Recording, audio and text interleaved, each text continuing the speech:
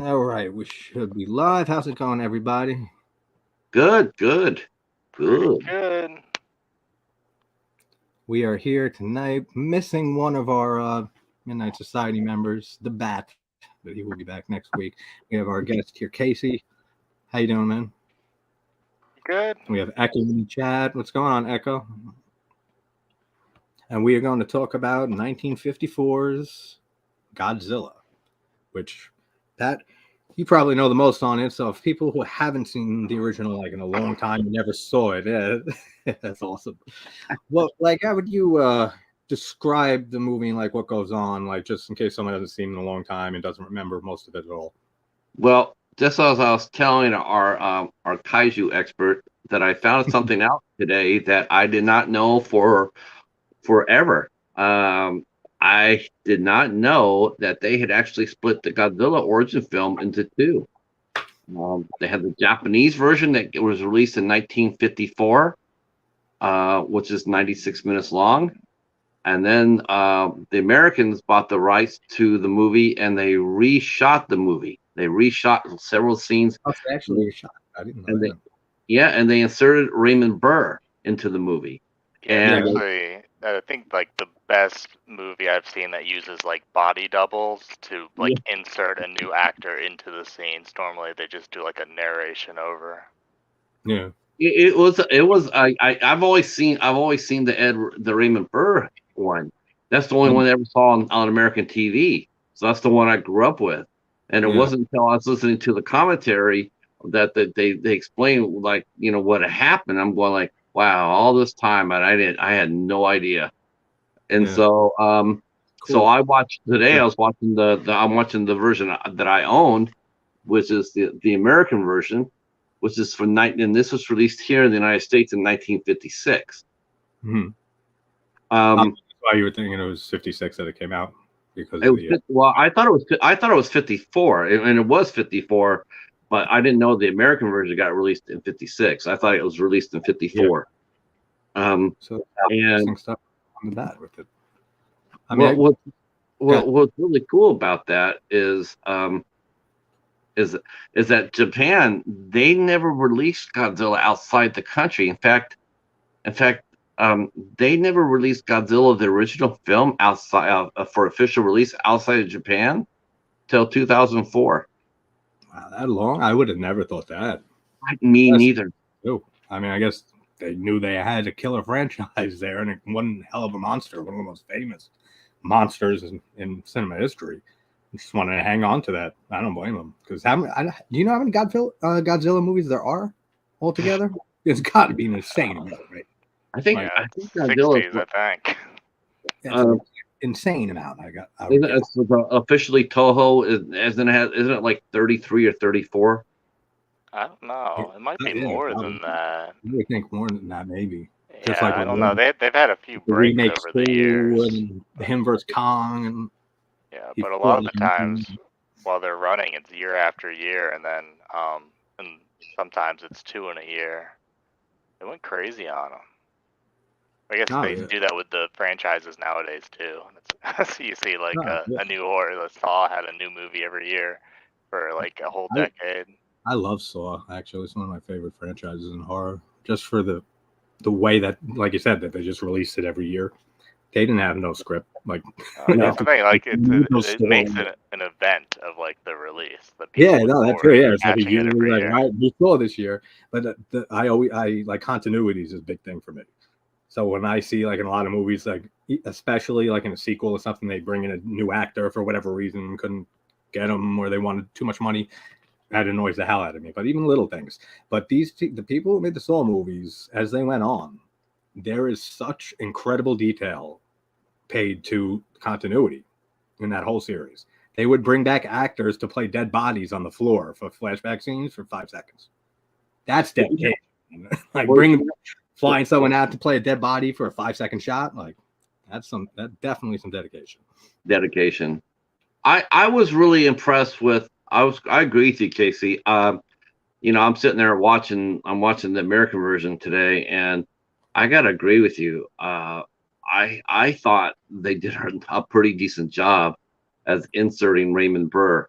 into the movie, and it really did help the movie. I mean, he wasn't, he was just right there. He was right there. I think this is right before he did Perry Mason, so he was just right, almost right there at the top of his game as far as his name goes. I mean, they described him as not necessarily a movie star per se, but his name was big enough to sell tickets, and it did. It put Raymond Burr in there, and they said they also did it too. They also made it seem like the movie, and this is true too. It almost, if you watch the American version of Godzilla, it comes across almost like a documentary. The way that Raymond Burr is telling you the story, it's really really different. Because I mean, I feel that's the copy. I think that's the version that most of us grew up on. I mean, I'm sure Casey and Ben and other. One I know I've seen. I've seen the original Godzilla, but maybe like once a long time ago. But yeah, I didn't see the. I know I've seen the American one, like that one, more times because they played it. They would play it more. I didn't see the Japanese version until this DVD, the Classic Media DVD, came out that has both of them. I didn't. I like the VHS. I only had the Raymond Burr version. Yeah. Yeah, I got the classic. I got the Classic Media version too, Casey. That's the one I got. But I got mine at the Family Video. And so what they did, they took out the Japanese version. So I only got the American one, but it came off the commentary. So I was able to watch the commentary and learn that. And I was like, wow, I had no idea. And Echo saying that the Criterion Collection has the American version as a bonus feature and the Japanese version as the main movie, as it should be. Yeah. The 54 version should be the main movie. But I understand. It's interesting. Yeah. Handled the movies. The difference. And they cut out a lot of the plot line. It was really interesting hearing this because the original Godzilla movie, they talk about atomic war and because Godzilla is a symbol of nuclear holocaust and whatnot. Yeah. But the American version, they cut a lot of that out, and they're in the commentary we're saying, did the American producers do that on purpose? Did they depolitic it? And they said no, they just did it for time. They said an hour and a half would be way too long for American audiences, so they had to cut it down to only 80 minutes, and that was the only reason why they did what they did. God forbid those 10 minutes were there. I think they would have lost everybody.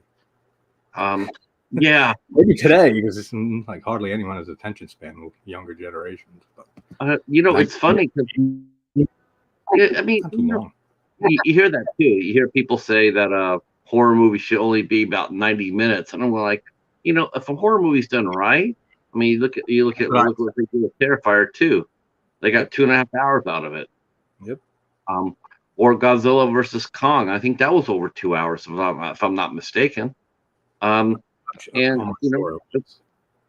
if you get it done right, you can, I mean, it seems today, it seems like it's going the other way. It seems like every movie coming out now is 2.5 hours, 3 hours long.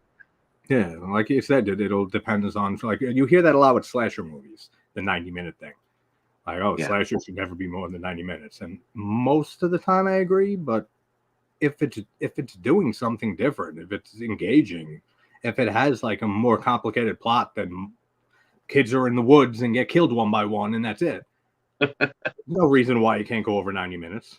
Like, no, not. Like, it's a movie. Like any movie, as long as it's engaging and that those minutes aren't wasted completely. No reason you can't go over 90 minutes for a slasher film. I thought I don't know, Casey. I mean, you've seen both. What version did you like better? Did you like the American version, or did you like the Japanese version? I prefer the American version. That might be nostalgia, but I think especially Raymond Burr narrating what's happening, it picks up the pace alongside the cut minutes, And it's funny because I remember seeing Raymond Burr in the first movie and whatnot, it wasn't until much later I came to appreciate him as an actor more and more, and because he's done some fantastic work. I mean, a lot of people know him from Perry Mason, but he did a lot of other films besides that. He was in Rear Window, one of Hitchcock's best movies. He was a very sought after radio star. He was he did several. He did the first season of Dragnet on radio, and stole every episode he was in. That's just and of course he was Ironside, um, that he was also really good in. I mean, he was a good actor. And back then, when they showed him at this movie, because he got known to being a little bit heavy, going forward. But at the time where he did Godzilla, he was in really he looked like he was in decent shape. He definitely had leading man looks. I mean, it was a good call to have him go down there and come in there. Yeah. Um, And like, of course, it was Casey, crazy. like you were saying, like you. Go ahead, Pat. Go ahead, Pat. You can finish. I'm sorry. I was listening to the commentary, and they were talking about how he filmed his scenes. He said that he filmed his scenes in a day, in 24 hours, and Wow. then the director's son said that no, it was really 3 or 4 days. Um, but they did all his scenes in this little studio, this tiny studio. I mean, you got to really think about it, about how they did this. They did it in this really tiny studio, and they shot all his parts in this tiny studio, including scenes on mountain. And that was really impressive, actually. I was like, That's impressive. Yeah, for sure. Especially just that few days. It actually reminds me of what we said with Halloween. Donald Pleasance was only on set for 3 days. And he was in so many movies at that point. He was probably just stopping off at another gig and then just moved on to the next one. He never knew that shit was going to be his legacy. Like, it's amazing how that just blows up like that. Same with Betsy Palmer, Friday the 13th. She took that movie and she thought it was trash when she got the script. She said, I'll just do it because nobody's going to see it. You know what? Why she did that for movie, people though, who grew up with Betsy Palmer and know like movies. You know why she took that role? You know why she took that role? She needed a new car. Probably like buy a house. Yeah, no, You said that actually. Like, yeah. Talk about this. She needed a new car. Her car died. I mean, she needed a new one. Like, yeah, that was if she needs a new one, she thinks it's trash. Going to see this movie? Why not? Why not do it? Of course, everyone ended up seeing it. It's like one of the most famous horror franchises there are right now. The lawsuit's over in that TV series. Of course, I would love to talk to Raymond Burr. Back in the 70s. Back in the 70s, after he came off of Ironside, and he was he was a popular actor. Perry Mason was that was like one of the biggest TV hits ever. And then you go to him and say, well, so what was it like doing Godzilla? I would love to know what he felt about his experience on there. Yeah, it'd be definitely interesting. There's what was I going to say? I forgot what I was going to say. Never mind. Oh, but earlier though, Casey, when you were saying like you prefer the Americanized one because how it feel like he's narrating everything, and you're not sure if it's nostalgia and stuff. I think it's probably just cool. Just it makes it feel a little more real. Like it feels like a news report almost. Yeah, like someone narrated. He's like reporting what's happening to us. That's his role in the movie. Like he's the news reporter. Yeah, it really did come across. It did really come across as a documentary, and it's been a while since I've seen this, and so it was super cool to see how much Godzilla they actually showed. And I tell you one thing, I mean, it was, they showed a lot of Godzilla. It wasn't like the last minute he comes out there, does his thing, and he's gone in the last 10 minutes. I mean, he had a lot of screen time, and the costume looked fantastic. Yeah, the costume was pretty good. Sometimes the hand puppet looked a bit off, especially like the arms. the arms like on the puppet were a lot shorter than the suit arms, but yeah, for the first suit they did pretty good. Cool. If you can pull off having, just like someone in a suit in a movie, even though like it's a suit, and it still looks good and like believable, that's pretty impressive. Oh yeah, I mean, you all, we watch Godzilla movies and we know that they're guys in suits, but man, oh man, they look great doing it. They look, Ultraman, Jet Jaguar, the Godzilla movies. I think those look great.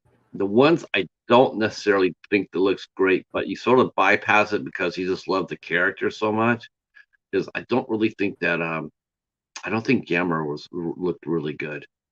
Well, yeah, he doesn't look good in the show ones most of the time, but especially like when he's like on all fours, all the quadruped animals, they got like the bent back legs for the actor's knees, and obviously it's not going to be that way if it was a real creature.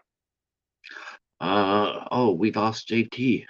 That's weird. We lost the host. The host with the most. This is JT's first time hosting the Midnight Society, and we're really excited too. We like his energy, and we're gonna get him collecting physical media again, even though he doesn't know it yet. But we are. Me, I'm collecting physical media. Yeah, we're gonna have you empty out your closet, and then you're gonna start adding a movie a week to your collection.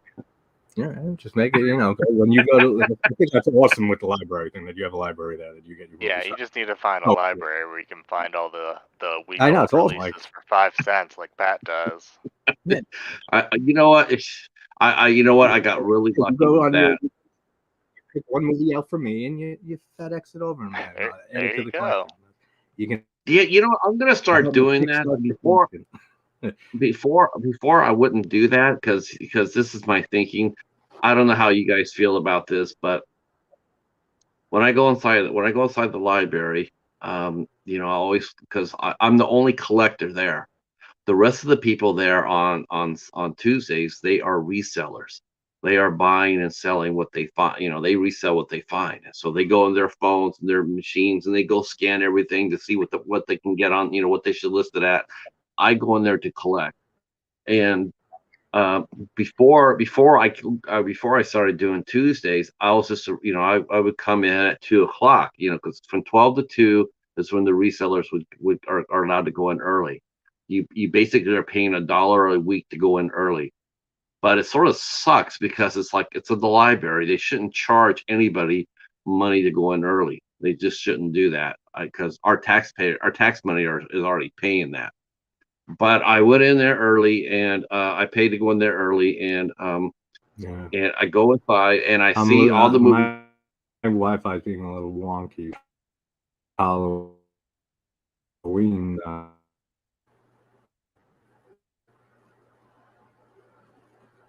Are you with us? Okay. Your Wi-Fi is going a little crazy. Do you hear me just now when I was talking about my Wi-Fi? No, you cut out. You said it was acting wonky, and then it acted right up. So I go inside there and I look for, I see all the movies there, and I just take one of each. I just take one of each because I don't want to be that guy that goes in there and takes everything just because I can. I sort of want to leave something behind for somebody comes in at 2:00. But I might go ahead and start being a little bit more. I might go ahead and grab 2 copies. What is your unwatched collection looking like, Pat? Is it overwhelming now? Is it grown out of the closet? It is so bad, Casey. You could just take one out of there and send it to them. It's so yeah, I could. It's so bad. You guys get to all of them. No. In fact, it's utterly ridiculous. My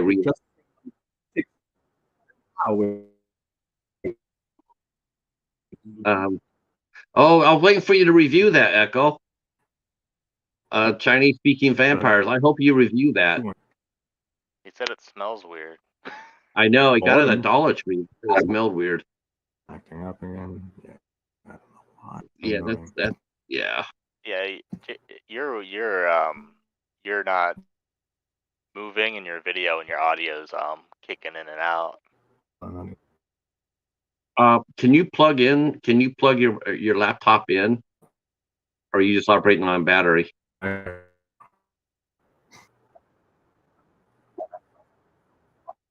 If you can plug in your laptop into your outlet, your reception better. See, Echo says so far he hates it. Every movie you suggest for Echo to watch, Pat, is I thought that was beautiful. seems like he's not enjoying them. Well, what was it, Blood Claws and then Werewolf Island? People like, not a lot, but I've gotten once or twice a comment to be like, it sounds like you don't like this movie because like I tear apart little like stupid observations and make jokes and shit. And I'll even say something. It sounds like I'm hating on this movie. Like I love this movie. It's just like what I do. Yeah, but you like, can like movies that have lots of problems. During it, like 2010, I'm like, yeah.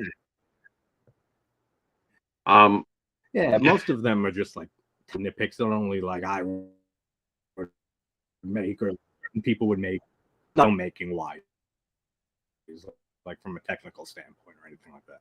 It's just like why, like for the book is on their dashboard. I'm like, yeah, these teenagers are reading The Godfather. Like, it's not possible, but no, they're not. Echo saying, I've been trying all day. He keeps walking away from it. I don't see how you can walk away from a movie. Just like, not in the 80s, just like a little for real day. See. I'm waiting for my phone to turn on. I'm going to switch it to a hot. I haven't said anything hating on Zilla yet. I don't know what you're talking about, Cal. Yeah, we don't. Phone. Yeah, I think Zilla isn't Zilla like verboten. We don't talk about Zilla. There's one thing in the original that I think's only recreated in the 98 one is the footprint scene, and I think 98 does that pretty good. Yeah. I don't know if we're gonna get any other positive. Which one was the movie? Was it Godzilla 2000? Great. Was it Godzilla 2000, the one when they made him like not on 2 feet when he was on all fours? No, I don't think there is one where he's on all fours. Or are you guys not hearing? Yeah, there's 98. Well, he's kind of like not on, but like he's not standing up. Yeah. He's not standing up like the 98 one. Yeah. He's kind of like hunched over. He's more like iguana looking. Yeah. That's why like they did the foot scene good, from the original. Yeah, and you can. I love how the Japanese treated him too during Final War. They just, you just know it was, it was just full on, screw you, Sony, and kick Zilla into that theater in Australia. 5-second fight. It was just like every fan that watched that was probably cheering their head off. Echo says that it's just a chore to watch Chinese speaking vampires. It's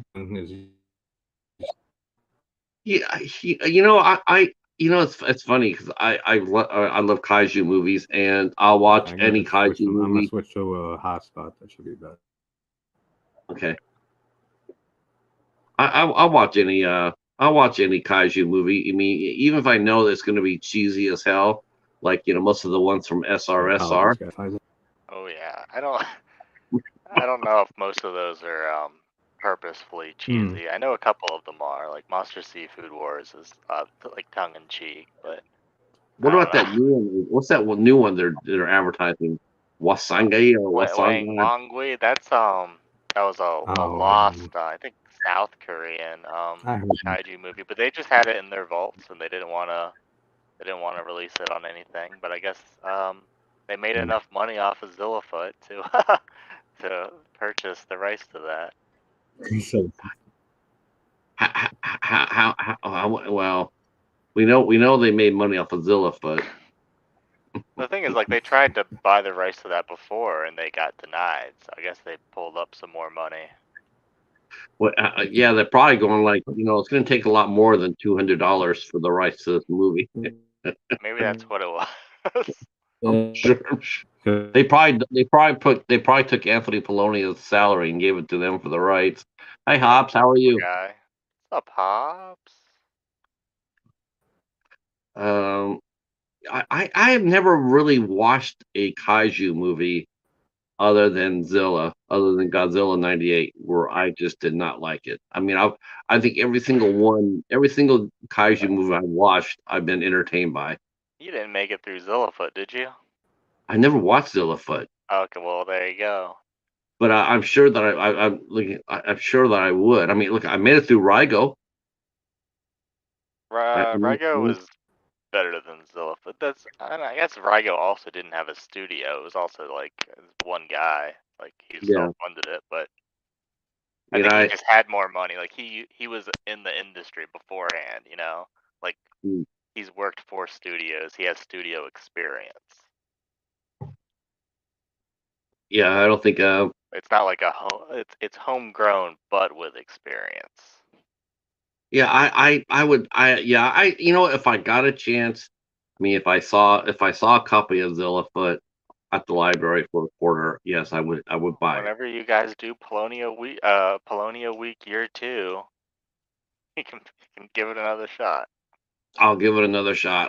I watched every Polonia movie. I made it through every Polonia movie that I watched this last year. I watched through all 5 movies. I watched all the way through. I didn't cheat, even though a couple of them weren't that good. One was decent. I mean, two were actually decent. You watched Splatter Farm, right? Yeah, I thought Splatter Farm. I mean, for what it was, I thought it was okay. I thought it was decent. That was their big title. You know what? I'm not sure which Polonia movie has done the best. I mean, that would be something I would have to ask Steven, because he would probably know that.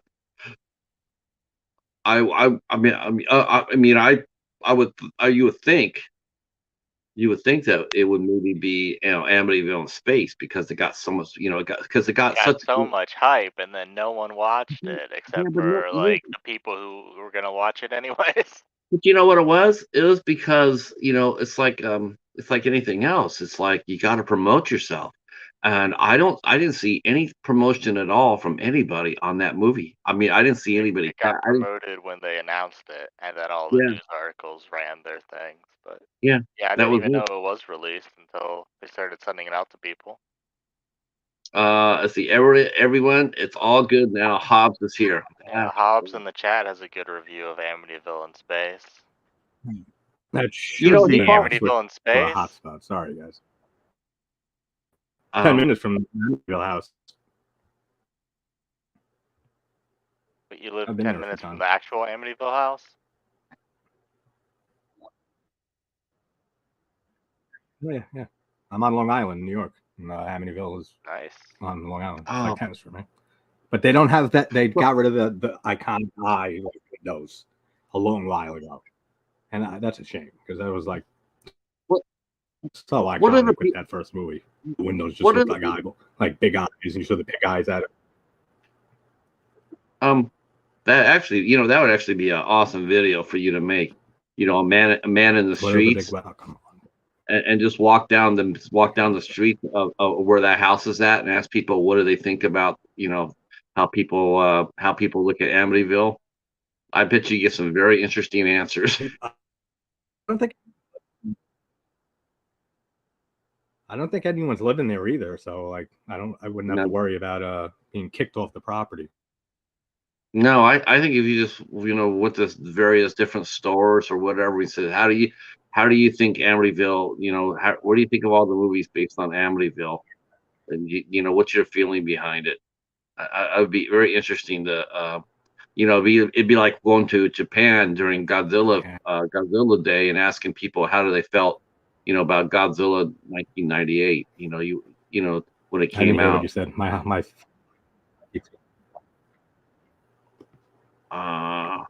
broke up again. See, Hobbs is sitting there, which is weird because our Halloween stream didn't. No, it's fine. I don't know why I'm having issues today. I think people have had issues all weekend. Yeah, Sean was supposed to go up yesterday, but they couldn't get the stream to work.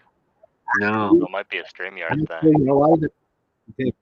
I know they're doing work around the corner and shit. It could be a StreamYard thing. Well, I was on the stream with Mike right before this. Mike, the Real Fit Beetle, and we didn't really have any issues. Who knows? StreamYard is pretty hit or miss, but most of the time it's fine for me. Never really. Yeah. Now it seems like it's fine. It's been like a minute, 30 seconds without an interruption, so that's a good sign. Shouldn't have said that, but the question now is saying about Japan. I would like to. Yeah, I would love to know how. I would like to know how the Japanese. It's funny. It's really. I'd like to know.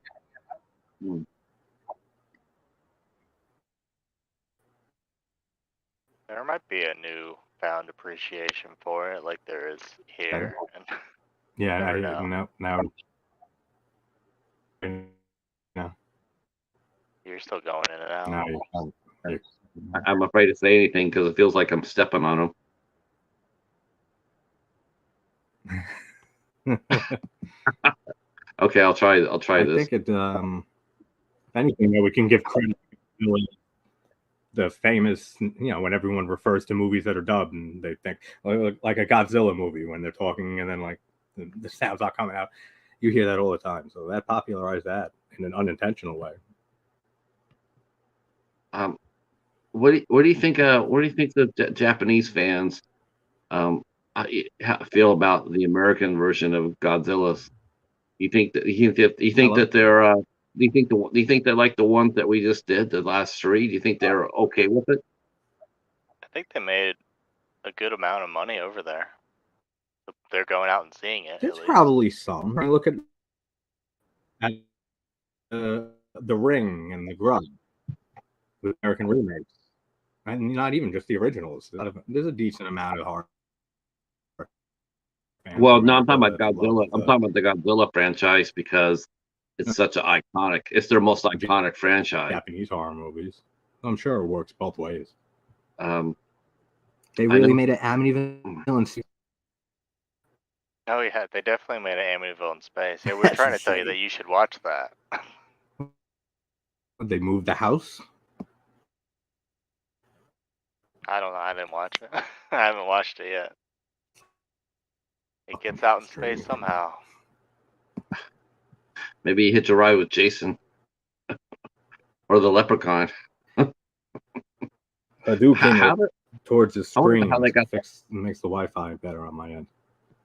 He'll be a hero. And don't tell me you got no superpowers. I know you do.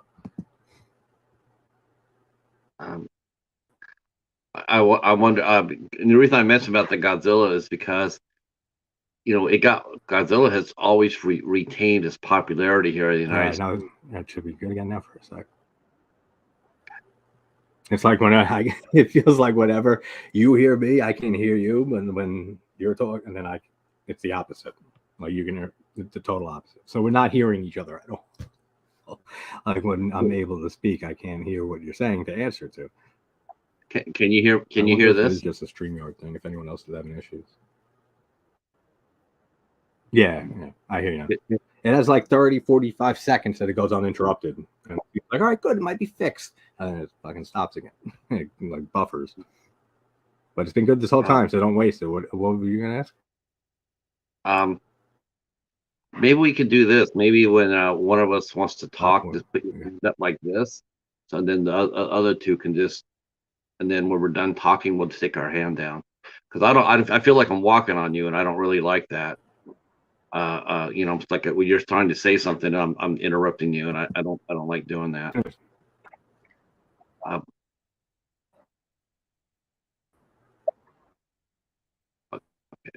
So I was thinking about this. I was thinking, wow, it is a trip, isn't it? Go on, Pat. Go. And shit, it's just I always feel bad about it though.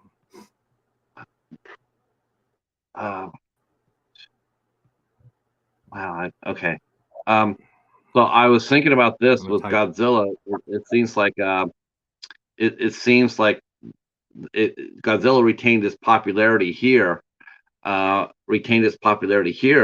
but over in Japan, every Godzilla movie that was being released in the 70s, into the 80s, it got less and less. The movies went down. The box office were going down, which is why we started seeing the bigger gaps between the movies being released because it was just they weren't returning the money like they used to. So I mean that's why there was a burst of Godzilla films in the 60s and the 70s, but then it slowed down because they weren't making any money. I think they were still yearly, and then they put him on his first break, or they retired the character, and then they brought him back like 9 years later. Yeah, I want to say that Godzilla versus Megalon was probably the last one they did on a yearly basis, and then after that, I think that's when he took his first break. I think they did yearly all the way up into Terror of Mechagodzilla, and then they took a 9-year break until Mecha's actually a really good 1984. design.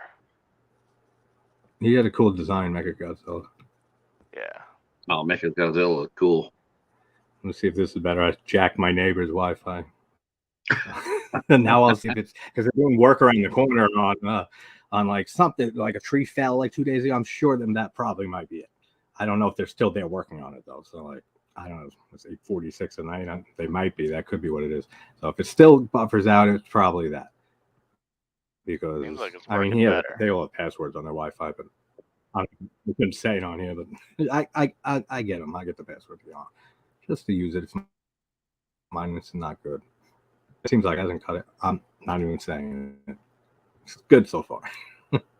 But they actually had an Amityville in space. I never knew that. That's insane. Okay, Kevin just came across with us. It might be on Tubi already. I'm not sure. Most of the Wild Eyes end up there. Kevin says now I need to really know what Polonium movie made the most money. That's correct. I'm dying to know which movie has made the most. I'm dying to know that. I just can't even imagine. Yeah, well, I mean, they sell their units through Wild Eye, so there's that. I wonder what Troma film. Uh-oh, it's acting up again. I think he's wondering what Troma movie made the most money. I would still think Toxic Avenger. I mean, that's their bread and butter, but I'm not sure. I mean, I think that's probably the one that gets licensed out the most. I mean, they're doing a remake of it too. That deal alone might have made them the most money. Because I mean, they got an A-list cast with that. Which I truly don't understand how they managed to do that. Peter Dinklage. Those people probably have they probably watched the movie before and they have some sort of nostalgia for it, and they're like, "Yeah, cool. I like that movie. I want to be signed on to this movie, the adaptation of it." Yeah, it's just I heard that that was being remade. I was like, oh, okay, but then I heard that Peter Dinklage was going to do it. I was like, you got to be kidding me! I mean, they must have pictures on them or something. They must have blackmailed them. That's the way I can think of. Hey Al, the Nat and the Kaiju. That's right. Now we sent Kevin on a mission. He's on a mission from God. Find out which Polonium movie made the most money.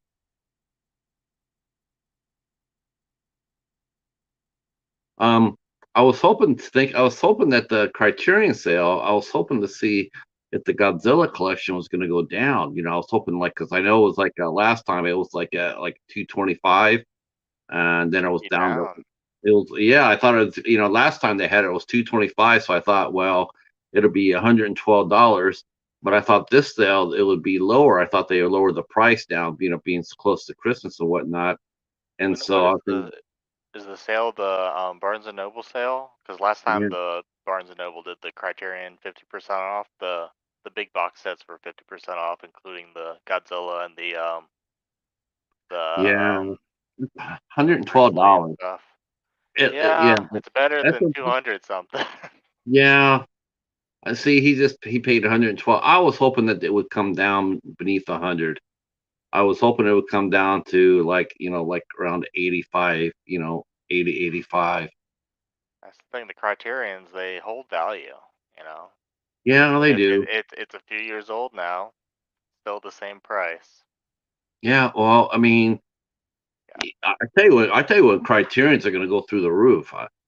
And they laid off 20% of their workforce.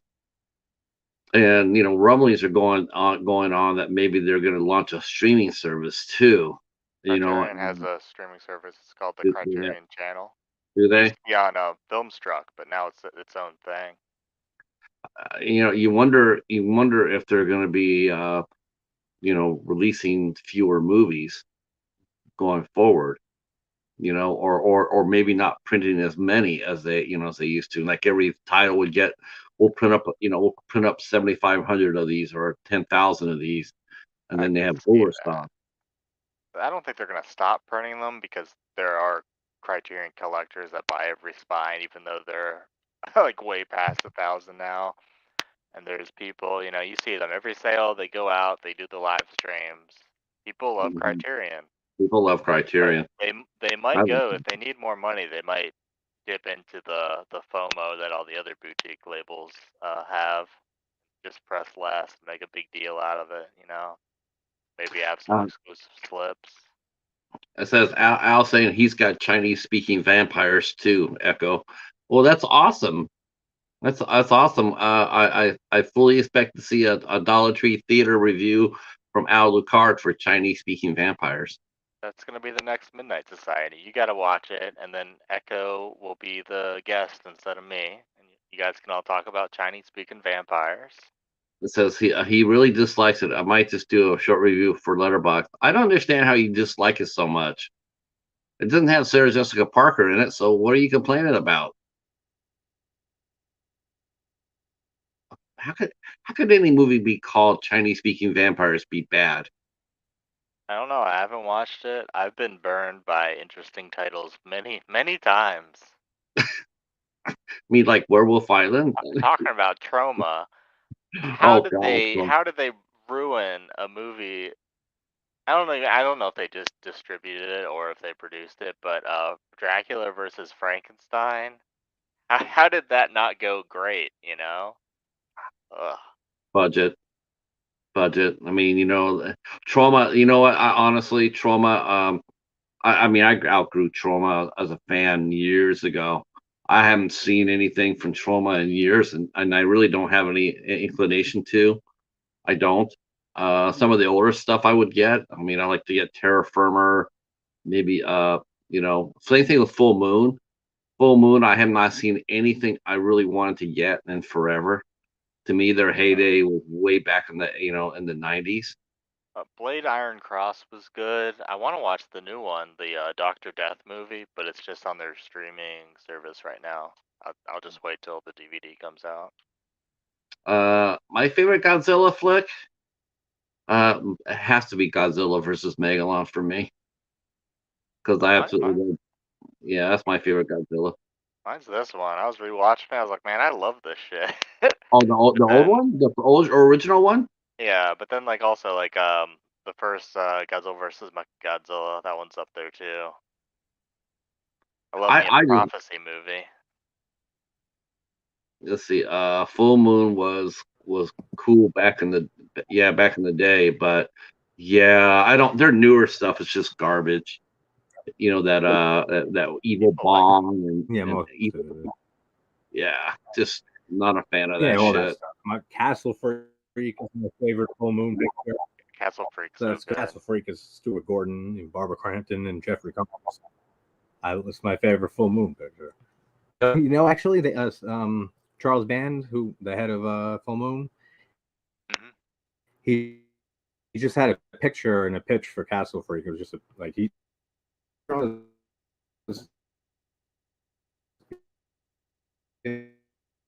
you want to direct it. He's like, is there a script? He's like, it just has to have a castle and a freak. Besides that, just go. That's a solid concept, and they nailed it. I don't know who played the freak in the original, but they were just wonderful.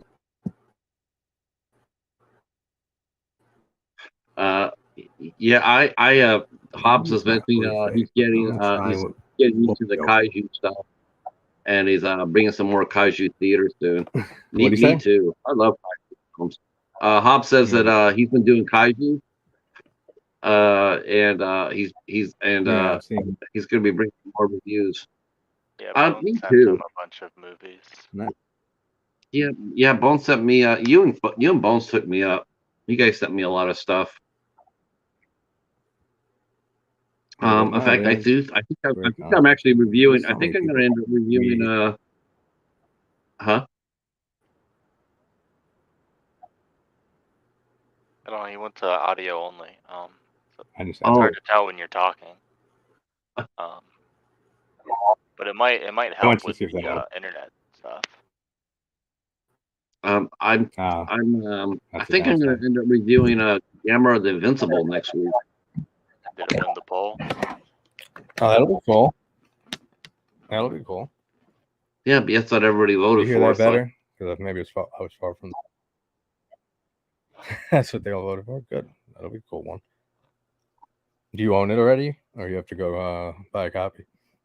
Which one? Which one? Gamera? The one that you're reviewing. Yeah. No, I own it. I own the copy. Nice. Let's see. You should rank the Kennies. The Kennies. You gotta watch all the Gamera movies and rank the annoying little boy characters. At least 2 of them are actually named Kenny in the dub. Oh my God. Al and everyone. Are they all ranked? Are they all named Kenny? At least 2 of them are in the dubs. The first one, and I don't remember the other one that's named Kenny, but we just call them all Kennys. They're all. Let's see. Who needs to remember all their names? You know, no, they serve the same. I always thought they were like, yeah, sheesh. That's a good interesting thing. I want to see how many kids are named. It's funny when they have the Japanese kids with English names. Yeah. The Kennys. Kenny. Oh, and then Hobbs is pushing bulk again. That's never going to happen, Hobbs, ever. Same thing with you never see like a big Chinese guy with red hair. You don't see that either. That'd be something you don't? to see. Someone tell me they have, and I'll retract it. Yeah, I mean, it was cool when some of the other other countries started doing their own kaiju. Remember Reptilicus, Casey? Helicus? I don't think so. Reptilicus. Oh, Reptilicus? Yeah, I got that somewhere. What was that? Norway? I think it was. I want to say it was Dutch. Oh, yeah. I think you're right. Yeah. And then there was Gorgo. I think it was. Gorgo was the one from England. Yeah, Gorgo's from England. It's a cool name. I wasn't big on that one. But it's okay, Cool name. Congo was from England also. The movie Congo? That's a great movie. Conga. It's like the scientist. No, I know what you said. It just made me think of Congo, and that's a pretty good one. Congo is the better movie. Yeah. I mean, you got Tim Curry there. What are you talking about, Hobbs? I've seen a few people review Incredible Bulk. Echo has a review on Letterboxd. Bros. Yeah, they reviewed it. That one kid who was getting Wild Eye for a while, he loved that movie. It's got its fans, man. Yeah, soon they're gonna make a remake, and you'll see Peter Dinklage is gonna star in it probably. Yeah. Pretty soon they're gonna make a remake, and you'll see Peter Dinklage is gonna star in it probably. Yeah. There's the cheetah. Working Is a that little Jack? bit. Is I that just Jack went the through dog? like X'd out Where? tabs. on your lap. Jack the dog. No, this is Here. the cheetah. This is the cheetah. He's my kaiju. See, look, see, I got Godzilla. But here's a scale to size Godzilla compared to the cheetah. Yeah.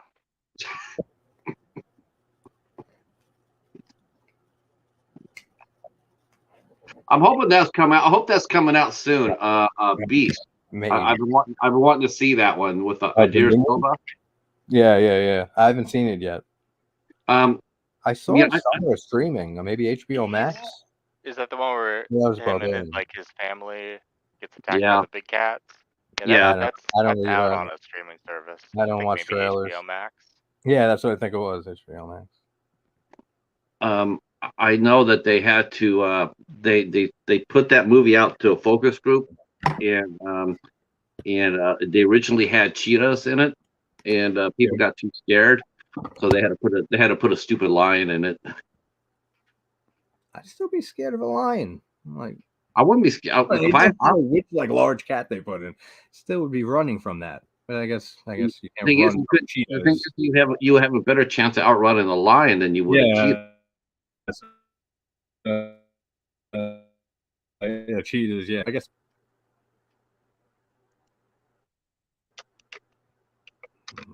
What the fuck? You guys restart my laptop quick. See if that solves it. That's the only thing. Because it's more annoying for me than anybody. It's really annoying. I'll be right back. I'm going to restart this. It should be better. Actually, hold on. Let me try that first. Let's see how this goes for the next. If it does, I'm going to be pissed at myself because I should have known to do what I just did. Same thing happens with my camera. If I record my videos, like if I pass like the 20-minute mark, if my laptop's plugged in, like, and I rarely have it plugged in, but if for some reason I was watching a movie on the laptop and I start a video and it starts getting low, I plug it in. Whenever it's plugged in after like 18, 20 minutes of recording, it freezes. So I had it plugged in just now, like low. So now let's see if that was what the fuck a problem was, because I'll be so mad. Because I don't know. I don't want to say too early that it's looking all right. It's looking all right though. So Al's been just typing stuff. I wonder. Yeah, Al, where are you? You have a lot of time to chat. He was here a little bit ago. Yeah. You know how bats are. They never stay anywhere. They never stay in one place for very long. Yeah, exactly. I was watching on Garrett's channel. He's watching with someone Ace Ventura and When Nature Calls. That's such a funny movie with the white bat. Yeah, I heard what happened. You passed out and missed your. Dude, I felt so bad, like I really did, because I never miss something that I say I'm gonna be at, and I was just up for like 2 days, like didn't sleep at all because I had bad insomnia, and I just passed. I even set an alarm too, and slept right through it. And I woke up in like an hour after it ended, and I saw a message from him and like 3 other people like, "Well, hope you're all right," and shit. I'm like, man, that sucks. Gareth was like, "Don't worry about it," but I felt terrible. I still do. You know, it's funny because that was funny because that's what happened to me last Tuesday or last Wednesday. Mike, they know called no showed. Yeah. Oh, really? I was just like, wow. And the thing about it was like, sometimes that happens where I'll just, maybe it's a miscommunication or whatnot. That happens. But the guy who I was interviewing, I sent him messages and I saw him on his Facebook. And I'm going like, hey. Yeah. So then he's yeah. And he didn't even bother answering me.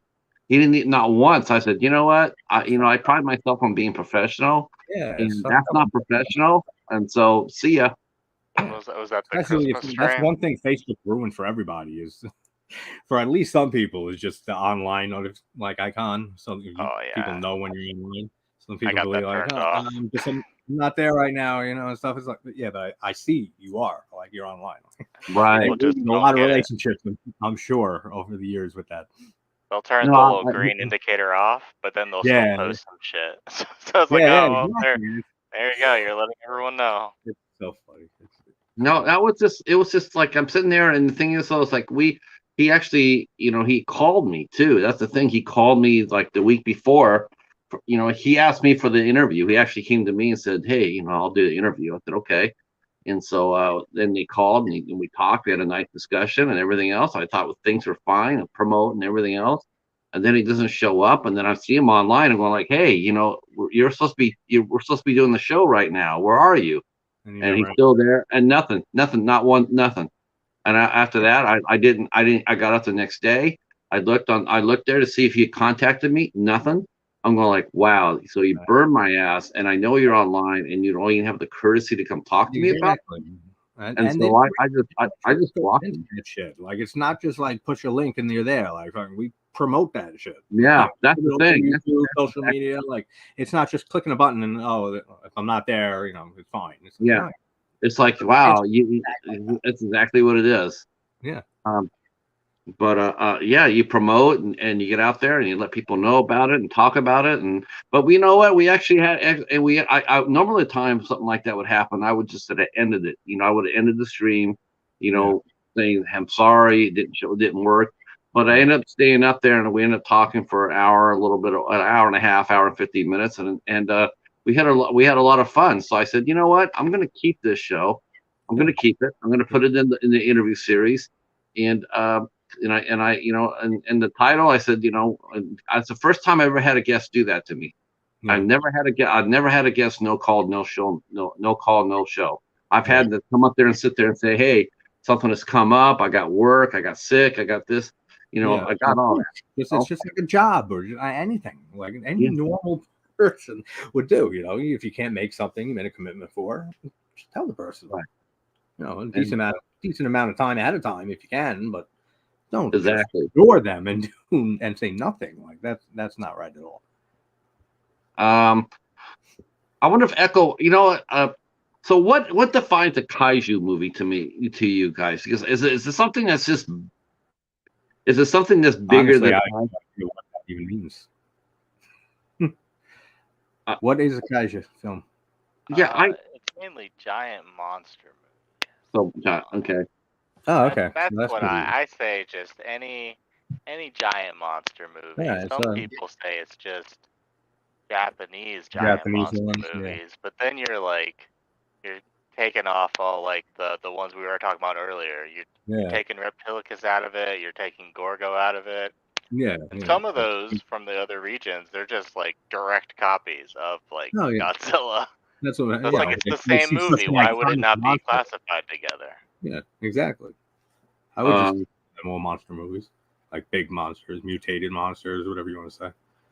I know that South Korea's done a few monsters. They've done The Host.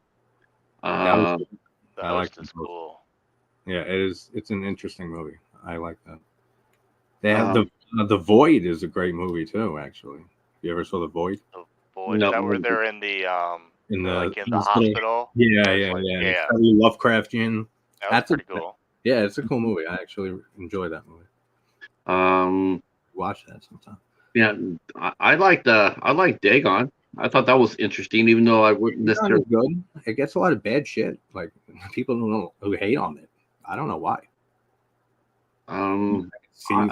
Certain reasons, but it works for me as a Lovecraft fan. What about the Meg? The Meg would that fall into the kaiju realm? I would think so. I would say so. Their own thing. Well, Megalodon was an actual species, so maybe that's what would exclude it.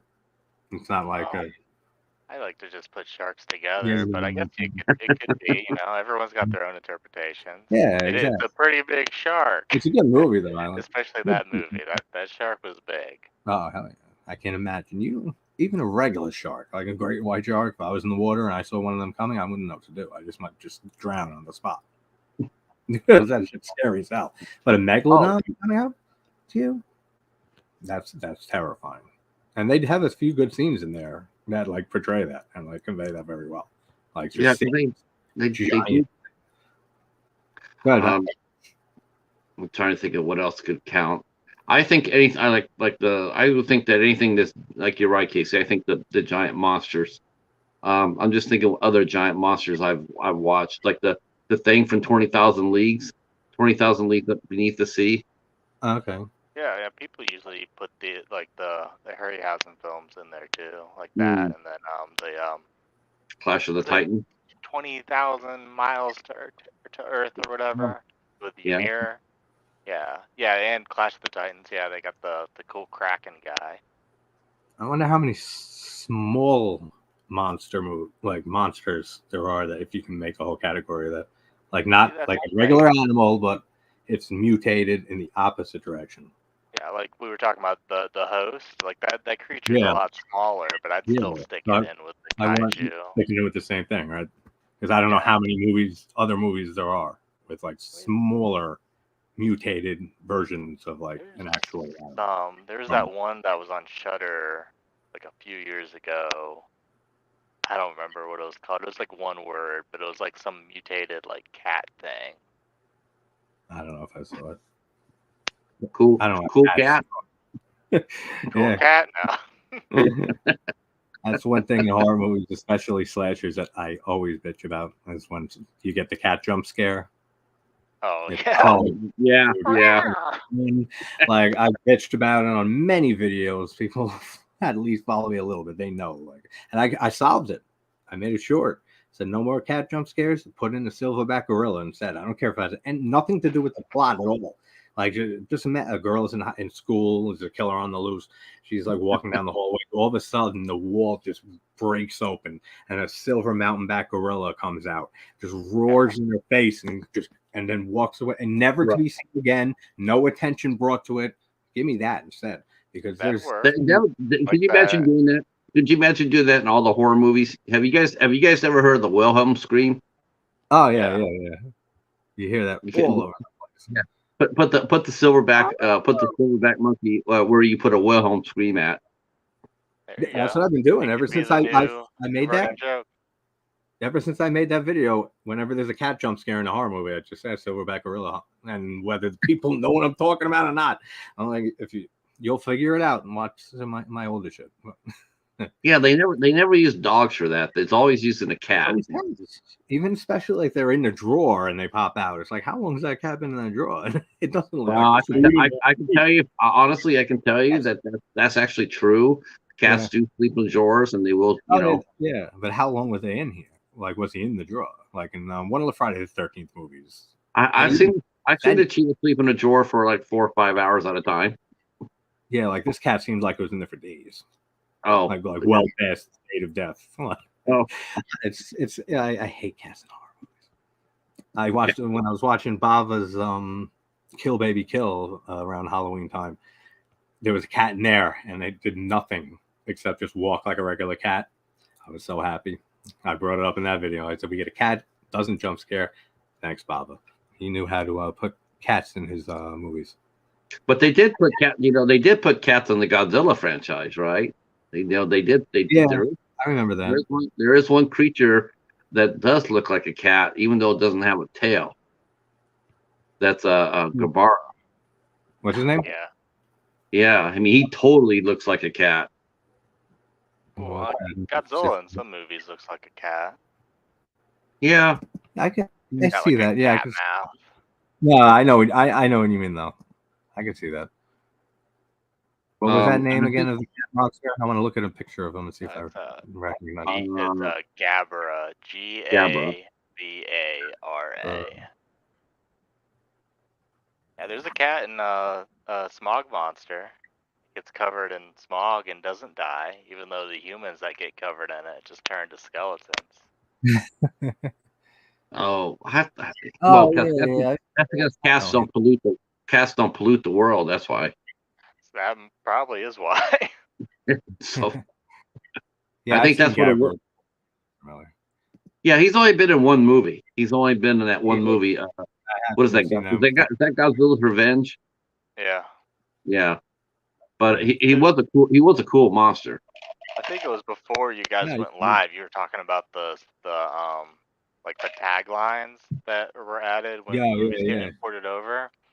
So I just learned about this year. That movie and some other movies had like extended titles that got dropped because that one was released as Godzilla Minya Gabara All Monsters Attack, but then they've just cut that out, so it's either Godzilla's Revenge, which is the dub version, but then now we also have All Monsters Attack, which is what that movie's released as now. They just dropped the extended title with the monster names. Is that like the majority of Japanese movies? I'm probably guessing. I don't know. I just know like a few things. They do got crazy titles. Yeah. They kept one of the movies like that. There's one that's Godzilla, Mothra, King Ghidorah, All Monsters, All Out Attack. They like just kept that whole title when they imported it. But all the other ones they like truncated for good reason, you know. Well, you can't see that big ass title on like a TV guide and be like, yeah, I know what you're talking about. Or anything like that. Or TV, nothing. Yeah, take up the whole marquee. They were the smart ones. We put all the taglines and shit on ours. Friday the 13th, especially. Could you imagine? Could you go imagine up to the marquee and being told to change that out? You know, right. I know, right? Like fill in everything. Go to the theaters is playing and change all those marquees. All right. Gonna take a while. That's actually one of the only countries I can think of that I can't think of much movies with taglines. Like I'm excited for the. I got to tell you, I'm you know it's cool that I think you're right, Casey. You know, when you're talking about the Godzilla, you know, because it seemed like interest was flagging in the series over in Japan, but I think because of the success of Godzilla, you know, Godzilla King of the Monsters and Godzilla, you know, the Godzilla trilogy, you know, they did Shin Godzilla, which did decently well and won some awards. I mean, Godzilla won a bunch of their like equivalent of the Academy Awards over there. Yeah. Could you imagine that here? Well, no. The monster movies swept an award show. I cannot imagine that. No, it wouldn't happen. Like the Academy disowns the horror genre for the most part. They disown everything. Like even just like the big sci-fi. I haven't watched one in forever.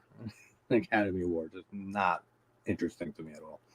But like at least back in like the 70s, they would still acknowledge it, like The Omen with Gregory Peck and stuff in his performance and The Exorcist and stuff. Like it was still recognized a bit. And then by the 80s, it was just like done. Yeah, I think that's probably see is like a best special effects category nomination. I think. Yeah, I think in the 70s they had the A-listers still doing horror movies. You know, they had.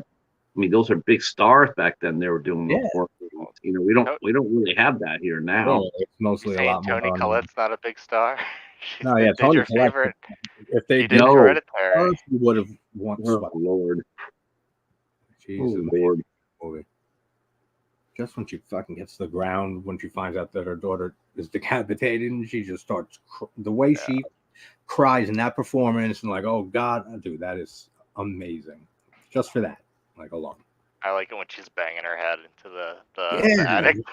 I get a kick out of that. That's so fucking. That took me by such surprise when I first saw that movie, and like when she's hanging on the wall. I love movies that do that. That they don't throw shit in your face. Like a jump scare is basically just reaction. And I hate jump scares for it. Like if we were in person right now and I threw a softball at your face. Yeah, it's not even just like something coming at you. You don't have to build suspense. You just gotta make a loud noise. It's gonna startle you. You always have the violin. Fucking, I hate that. So when they find like every now and then you see a jump scare done well, it's like, all right, I give the props for that because they didn't do it. Any of the egregious stuff that we see in every single like modern horror movie. They just gotta like build up to it a little bit, you know. They can't just throw a fucking jump scare out. I don't know. They do it. That's like the cat ones and the ones of the people, the friends bumping into each other, and it's like, who's that quiet? Like no one's sneaking up on me. I guarantee you that. If I'm like in one of these movies, you see like a friend in the bathroom, and then like a friend just like behind her. Oh, sorry, and they're always sorry. They always say I'm sorry. some shit's going down. You'd imagine the characters would be hyper vigilant or something. Yeah, exactly. That too. Like add in that, like if it's like further into the movie, and they've already seen some crazy stuff going on, or like some killers after them, or something's going down, you'd be a lot more, observant around your surroundings. But they never show that. They need to. We need directors to start putting that in their realistic reactions, so people don't get jump scared. Like have a jump scare, pretend is going to be one, but have the protagonist turn around and punch him in the throat. that would be nice for me. And all right, that's cool. Like at least you did something about it. Yeah, I think jump scares are. I think they're over. I definitely feel they're overdone. Yeah, absolutely. Especially those 20 years. I think a jump scare works in a creature feature more than a slasher. I do. I think a creature feature jump scare works for me. Much. If a silverback gorilla jumped out, a wild silverback gorilla jumped out, I definitely would jump. I would definitely jump through my pants. Oh yeah, absolutely. But I think if you saw somebody coming at you with some sort of like art coming at you, I think your first instinct would be to fight. Yeah, because it's what appears to be in our case a human. There's a regular person. The slasher film, your reaction's gonna be to fight. Yeah. Instead of something you've never seen, you can't comprehend, like the creature features and stuff, which would just be to get the fuck out of there, like immediately. That's true, and you don't see that many jump scares. You do, but like not to the egregious amount as like ghost movies and slasher films, like all the Conjuring movies and all the movies in that universe go so overboard with that stuff. I still enjoy some of them, but they gotta like tone it down a bit or something. We don't know what the bat's up to tonight, Cal. Yeah. We know that he came by earlier, but we don't know where he went to. You know how bats are. They fly. How about this? Are bat movies considered kaiju movies or creature features? I don't know. I always thought Rodan was a giant bat myself. I guess it would depend. Well, no, because they're not really bad. I was going to say The Descent, but they're not like full on bats. They're like monsters that like develop senses like a bat. So I guess I wouldn't say like a movie like Bats is a kaiju movie, but like Gal from Gamera, he's a giant vampire bat. Yeah, that's true. Yeah. I guess Rodan wouldn't be a bat. A space guy, this would be definitely would fit. Yeah, see, also those are the type of monster movies right there. You just gotta love those. You just gotta love them for just being fun. They don't look very good. Though that Attack of the Monsters though, that was pretty gruesome though. That's still pretty classic. No, yeah, I mean, like you said, it doesn't matter how cheap they are. It's just fun. Like they're just fun. It was violent as hell too. It was Giron, the guy who looks like a Ginsu knife. Yeah, he showed him chopping up that space guy us, and I was like, holy crow, that was pretty wicked. But they edited that out. It's one I thought of earlier, the greatest jump scare ever. One of, if not the best, in Exorcist 3. You've seen Exorcist 3, right? I haven't. Oh, you haven't? Yeah, watch that movie eventually because it's one of the best jump scares. I'm not even going to ruin it now. So watch Exorcist 3. That's all I'll say. I have the Exorcist and I have Exorcist Dominion. Yeah, Dominion's the prequel, right? That came a lot later. Yeah, those are the only two Exorcist movies I have. Well, you're not missing much with the Heretic with the second one. Yeah, I heard that was horrible. It's funny because there is something good in there. Like there's some good ideas in that movie. Well, I think wasn't it Richard Burton in that movie? What? Isn't it Richard Burton in that movie? I think so. Yeah. I've Yeah. watched it more than like twice because it's so bad. But there is Uh, good stuff in there. Like if they would have like explored certain things a different way and like rewrote like the whole movie basically, but like kept some ideas in there. There's like you can see bits of a good film in there, but it's terrible. And even William Blatty, right? Is the director's name? The Exorcist. yeah. The writer William I, Peter Blatty. yeah. That's it. I always confuse him and the writer of the novel. He even just came out like when the movie came out, so it's absolute trash. Like, Yeah. I feel like this sullies my movie, and I understand that. I would be fucking pissed if I made like a classic movie like that, and then some people just took the rights for it and made a sequel that was abysmal. Yeah, There's nothing more frustrating to see. There's nothing more frustrating for me to see, and this. I'm not gonna mention the other movie because everybody knows about that one, but I do hate this a lot. I do hate when they do when Hollywood will take a writer's book, they'll buy it, and then they'll change it so fundamentally. They'll take it and they're like, and it's like this is not the book that you. Okay, I truly don't understand it because it's like, okay, we want to buy that book from you. We want to make it into a movie. Okay, here you go. You can buy my book. Okay, now we got your book. Now we're going to change it. Yeah, we're going to do everything different. It's like, well, wait a minute. If that's the case, why did you buy my book in the first place? If you weren't going to make the book that I wrote, yeah. Why? If you're not going to make the book that I wrote, why are you making the movie? Yeah. Well, like I said, just use those ideas that you're changing and just make your own movie out of that. Like, why buy the book in the first place? I don't know. Yeah. Books do that all the time with endings and stuff. Like, always, for the most part, change endings. Yeah. I'll never get that either. I mean, sometimes it works, like with The Mist, like Stephen King's The Mist. That was a great different ending. Like, that was dark, man. But most of the time, like, it's always for the worst. Like, changing it is.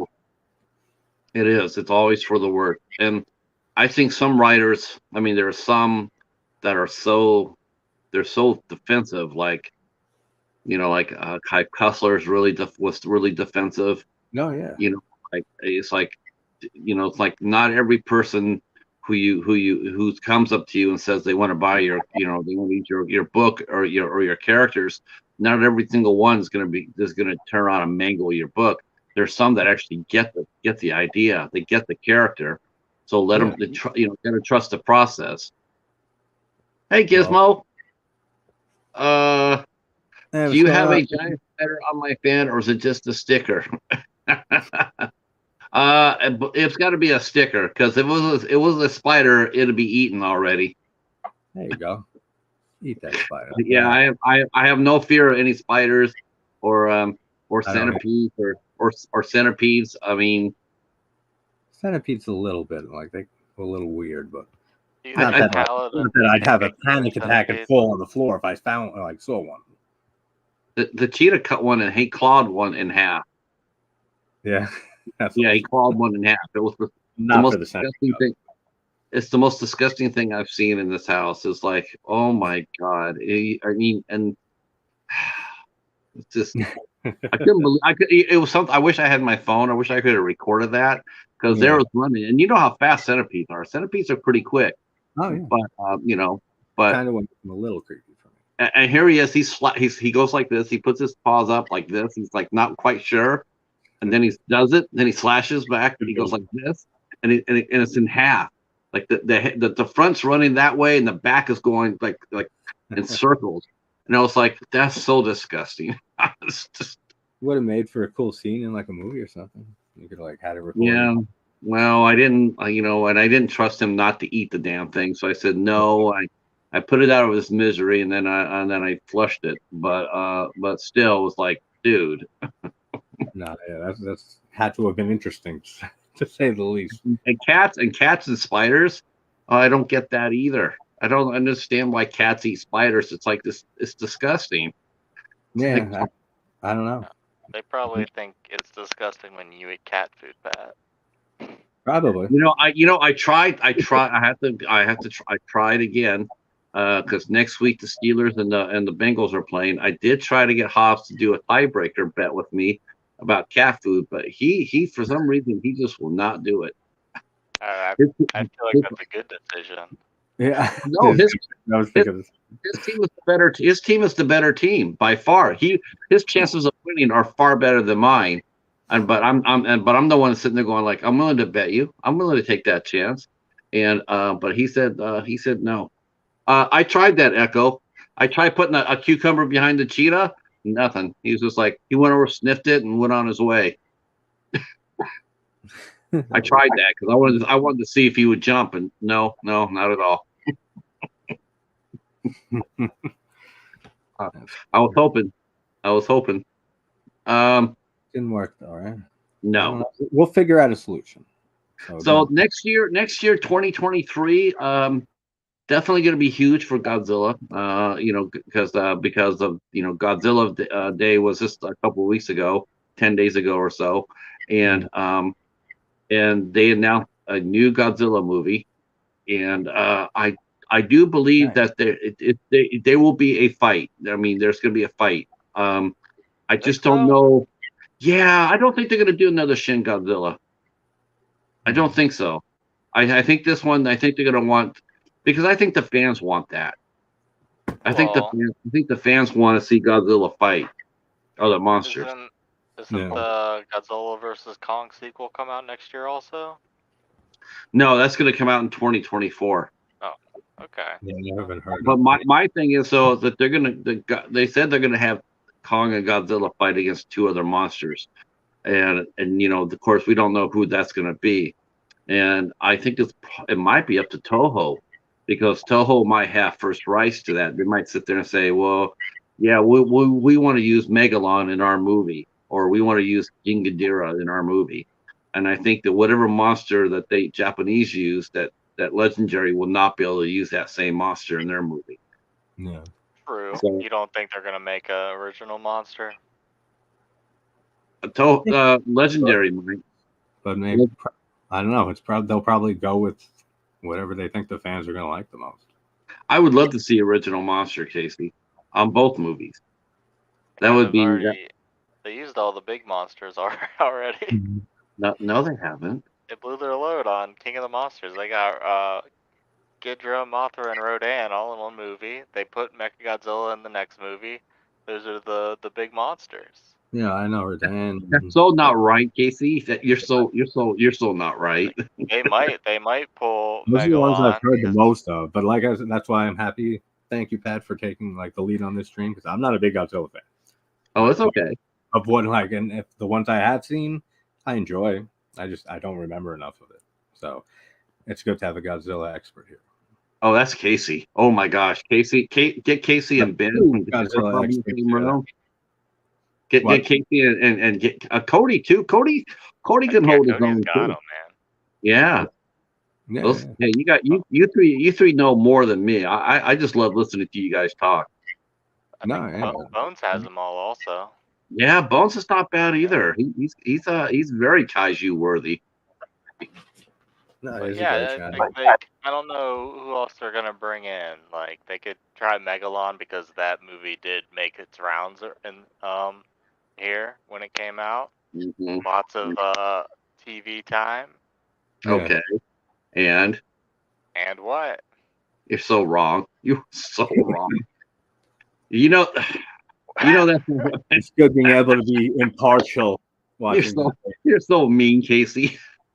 Who do you want on there, man? Well, there's no one else. Oh, they already had Gigan all year. They have not had. They have not had Gigan on yet, and Gigan would be perfect for Godzilla versus Godzilla and Kong. Gigan would be a kick-ass monster to fight, especially if it's Gigan Rex. Free hype, Which do you prefer, each of you, Kong or Godzilla? Oh, Godzilla. Godzilla as a character. Yeah, but I'd say the 33 Kong movie is better than at least a third of the Godzilla movies, maybe half. Yeah, even from you mean from a technical aspect and stuff, filmmaking. No, just enjoying them. That's a solid movie. Oh, it Well, is. it all depends how Godzilla. It's like this thing. It's like the saying. About comic book characters, it's like it all depends who's writing or drawing the character. Yeah. If it's good or not. Yeah. And They I think the same thing goes with Godzilla. It's like when Godzilla is a heavy. When he's the bad guy, Yeah. I think the movies are better. Except for Godzilla versus Switches it Mega. up. It makes you root for the good one instead of Right.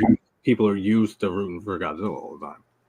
Though I have to admit, I was rooting for Godzilla in Final Wars. That was badass. Now that's a movie. Now that's the only Godzilla movie I could truly sit there and tell you. I wish that thing would have been 3 hours long, because if they would have had time to do all those fights properly, that would have been the best kaiju movie ever, ever. It Yeah, is a it's bit really odd that they Oh spent the time to make all those suits, and some of them are only there for less than a minute. yeah, it it's was still. it It was a like lot. it was like getting a couple of drinks of water during a hot summer day. You Yeah, got it. You really wanted a hell of a lot more. exactly. They do that with a lot of movies though. Like we were talking on Mike's stream before this in The Mouth of Madness, John Carpenter.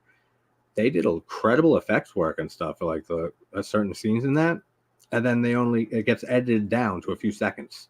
So it's like, can you imagine doing all that effects work There's and a then lot they of use 3 seconds of it like in a shot? Like that sucks. Like for the that people to happened a do. lot for 80s slashers, for the death Oh, scenes that go all out, and then they'd get yeah, we not just even got 10% of the actual scene in the movie. yeah. There's a lot of it, and then was the MPAA and shit. And they kept having to submit and I really, resubmit. I really think that the studios really dropped the ball on this, because because special features are so cool, right? They're so cool, and I really, really, especially when you got into you had a finite amount of time on DVD, and I get that. But man, with Blu-ray, man, you could pack so much extras on Blu-ray. Oh But yeah, I really wish that some of these movies, one of the things they would be able to do is have a director's cut. Let the director have a cut. yeah. You can get the original movie, and then you have the director's cut of the movie. I just think it would be so much. If that was That just would be a great idea because there's a movie that I've been dying for a director's cut for like 20 something years, and most people hate this movie. I actually might have the director on in like February. Joe Berlinger directed Book of Shadows, Blair Witch 2. nice. Most people hate that. That was a really interesting movie. It is, and the studio fucked with the movie a lot.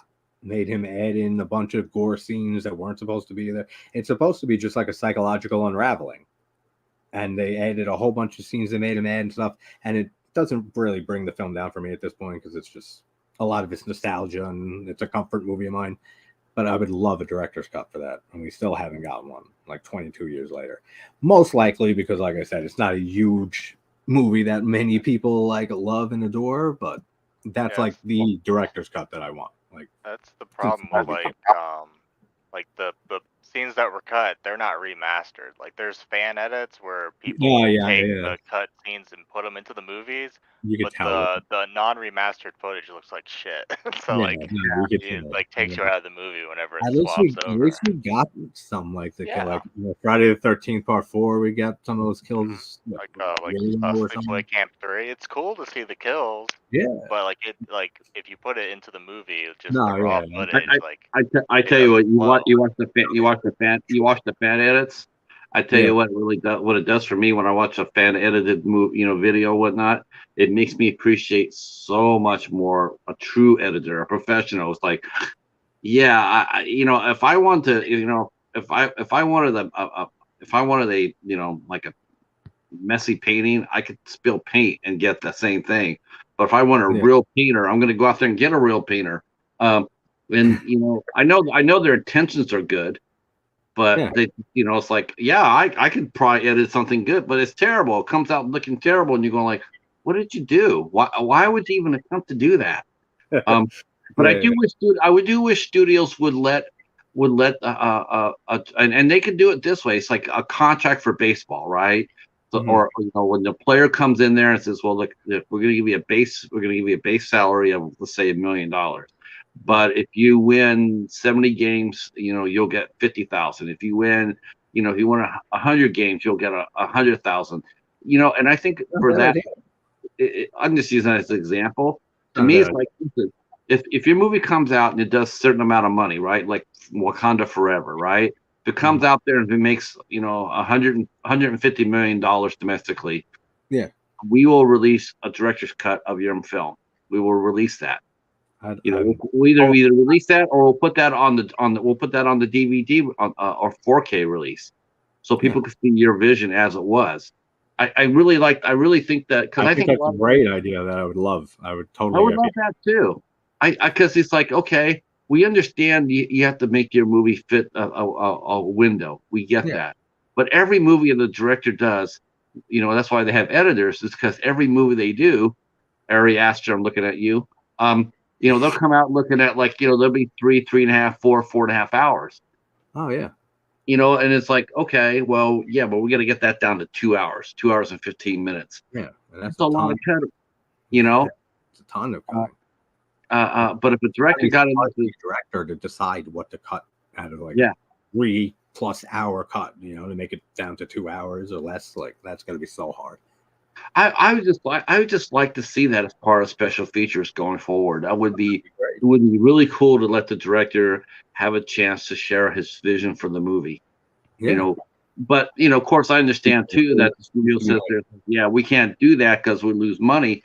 But that's why you sit there and sit. Okay, well, how much money would you have to recoup before you could put this on a DVD or a special feature where it wouldn't lose you any money?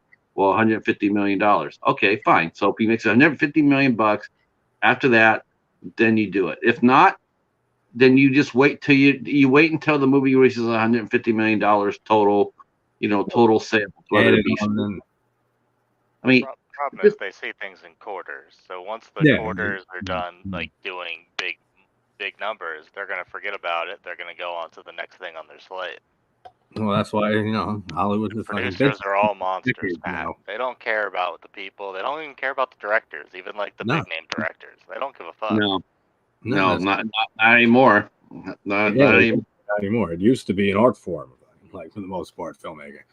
Now it's just a business. Same with the music industry. Directors used to be even tours don't make the money anymore because Ticketmaster and Live Nation takes up so much of that money. Yeah, it's insane how much they jack out of that. Same with tickets to a concert and just the shit they take out of that, fees and stuff. It's crazy. It's like $24 for a ticket here in Long Island for a movie. How much? For a movie ticket? $24 for one ticket. For one ticket at Regal Cinemas. And for IMAX, not even IMAX or 3D, just regular. IMAX is like $40. Oh yeah, fuck that, man. It's insane. I haven't been to a theater in forever. I haven't been to a theater in forever because of it. There's no way, especially if it's a new release. I'm not taking that gamble. I'll wait until it comes out and I hear good things and stuff. Then maybe when it's on demand or rentable on Amazon, I'll rent it or something like that. But do you think I'm walking? I'll tell you what. I've gotten so patient with this library thing. I tell you, here's something I did not do this weekend, which is sort of surprised me. Mm-hmm. But I did not go to Dollar Tree this weekend. I'm going to go tomorrow. I'm going to go tomorrow.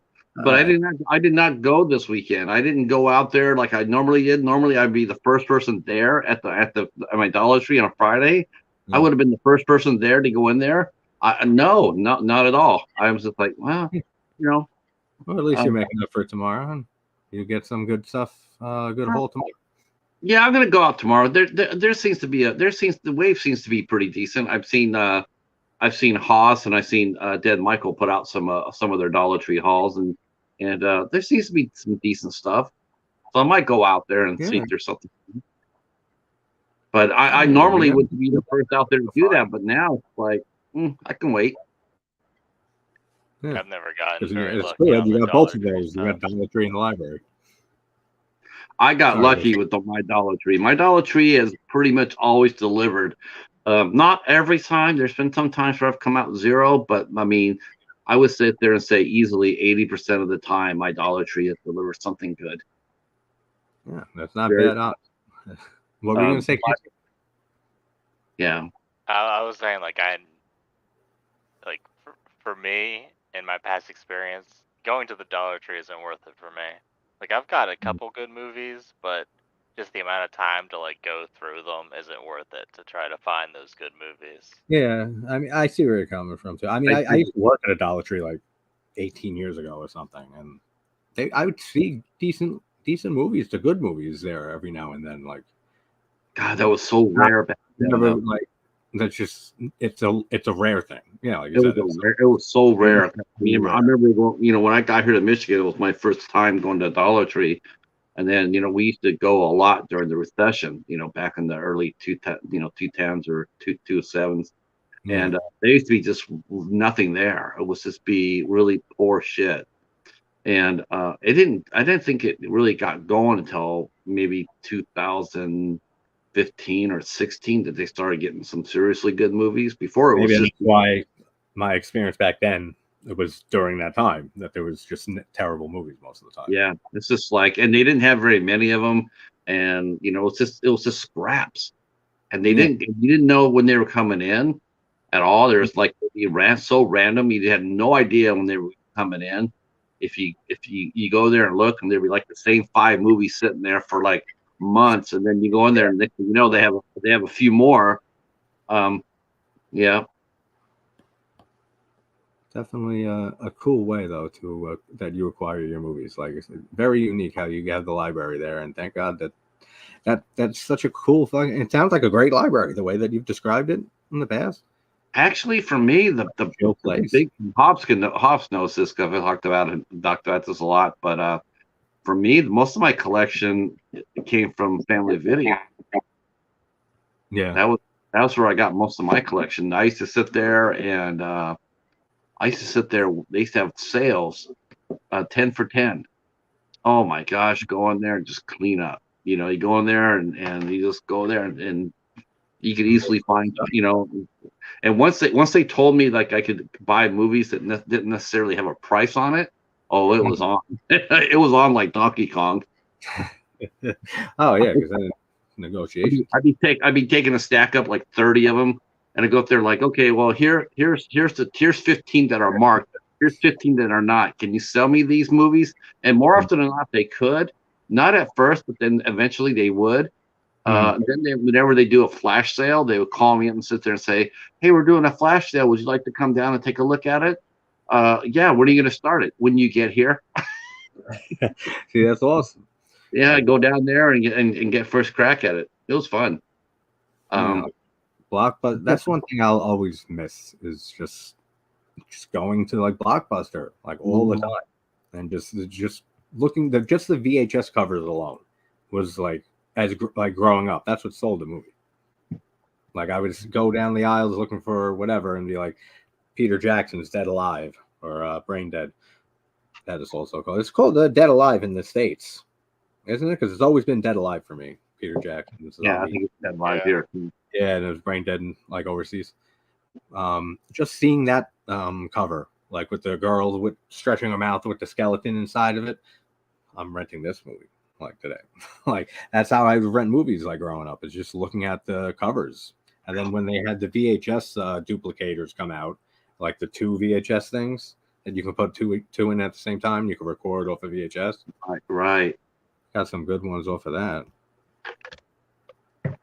But just the whole experience of doing that. We used to scare the shit out of my sister. She's 3 years younger than me. She used to be so afraid of Chucky from the Child's Play series. So every time, she had to have been like 6 years old, maybe. I was 9. Every time we would go to Blockbuster, like every time, we would each take one of the first 3 Child's Play covers and we'd chase her around Blockbuster. And she'd be freaking the fuck out. Like really, like if someone like came in like that kid might be in trouble. Like she would be screaming, and we just love torturing her, I guess, because we did it every single time. And she's still to this day terrified of Chucky. Like she will not watch a Child's Play movie, which is I think it's hilarious, but I totally understand because we terrorized her like crazy. Right. God, I haven't seen a movie. God, I haven't seen a movie like. I mean, as far as terrifying goes, there are some movies that make me feel really uncomfortable. But Yeah, I won't. sure. Like I Spit on Your Grave. No thanks. Yeah. I'm on that. There's so many other movies out there I can watch other than that shit. Yeah, That's why I asked that. That's why I asked that. I asked that actress. What was her name? Carrie Hartnett on House of Horrors yesterday. I asked her. I said, how do you define torture porn? How does you define that? Because she did that scene in Terrifier 2 that's 10 minutes long, and it's just absolutely brutal. And to me, it's like what is? I mean, I don't look. I understand violence in the movie. I do. I get it. But what does it really? Why does it have to be 10 minutes? Why does that have to? Why does I don't understand the longevity of a torture scene. Like why it's on the movie, I guess. Like I love that shit though. I mean, but that's just I love Art the Clown. I love the Terrifier series, and I'm a slasher is my main genre of horror that I grew up on. I love gore effects. I love mostly for me. It's I love seeing the practical effects. That's like the one reason for me. I think that they have particular. It turns into like cartoon violence. Like obviously she wouldn't be awake. Like that's the 3 thing, minutes into that. And I think that's up into like absurdity, she's so still it's not alive, scary anymore. Yeah, then, like, that has that being feel though to the movie. Like Terrifier doesn't feel hyper realistic. I mean, there's so many fantasy and shit in there. Especially when you get to the end part of that movie. Like lasers flying around. Exactly. Like it's not like they know, like the director, like Leone and everyone who worked on that movie knows, like you should not be taking this movie seriously. So like even the gore is like that in a way. Like it's brutal. It looks fucking great, but it's not hyper realistic or anything like that. Have you ever seen the Maniac remake with Elijah Wood? No. That has some amazing gore effects in that I honestly I don't know how they did some of it. Like it looks so realistic. Like you should check that out if you guys are fans of the original Maniac or saw it. It's the same story, but the whole film shot in POV. Like 99% of the movie. So you're just seeing through Elijah Wood's character's eyes. The only time you see his face is like when he looks in like a mirror, or like that's it. It's all from POV. It's a work of art, man. That movie is one of the best remakes. Like I love that. That's the thing. Like we're surprised by some of these practical effects because like it's still being progressed. Like the art is. We're just not seeing it because we keep seeing like the CG stuff the studio's putting out. Oh yeah, I know, and it Same is thing with like stop motion. Like, have you seen the recent stop motion? Some of the times I'll think it's a CG movie because it's so fluid, but it's stop motion. And I just saw one blows the my other mind day. How good that is. I just saw one the other day. A movie. I can't remember what it was that had stop motion in a newer movie, and same thing. Like for a second, it took me like a second. I was looking. I was like, "That's not motion." I said, "That looks great." Yeah, it's like fluid now. We don't get to see it often, like you said, which sucks. And especially with slasher films and stuff, you don't see because they cut so much and stuff out of, especially modern.